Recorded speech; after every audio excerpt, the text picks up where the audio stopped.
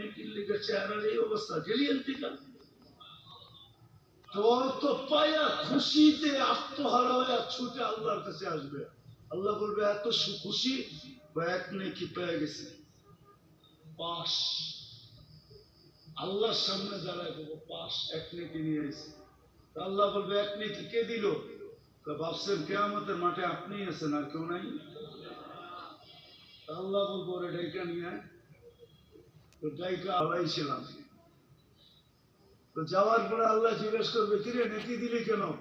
তো ওর ভিতরে বাবায়া বলবো বাপ। বাপ বোঝেন না? দেখেন না বাপ?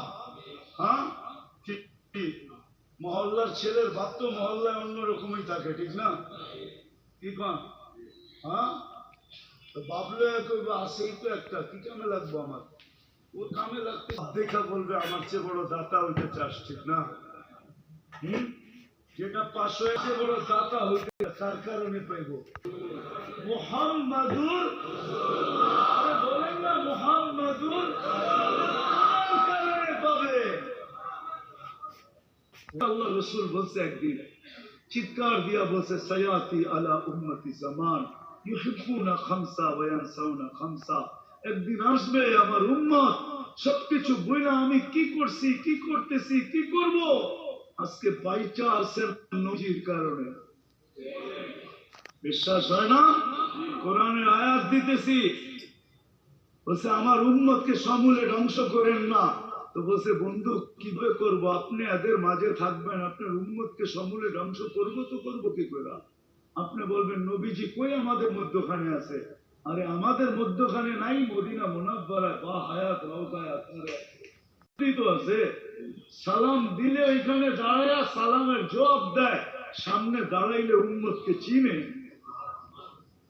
এই জন্যই তো বেঁচে আছি, নাইলে কবে সাইজ করে দিত।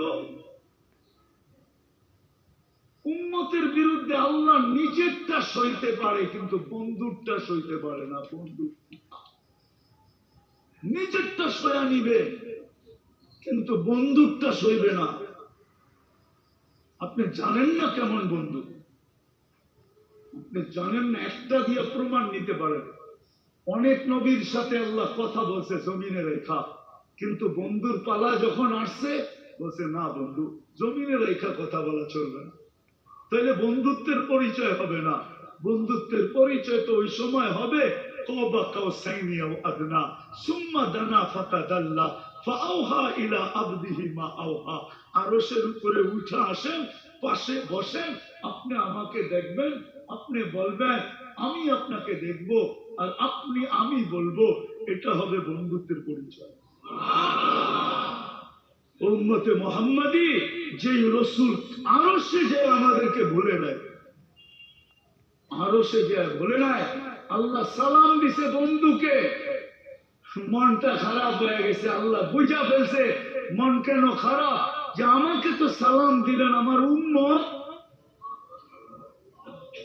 আল্লাহ বলে আজীব বস্তু, আজীব তো এইখানে উম্মত,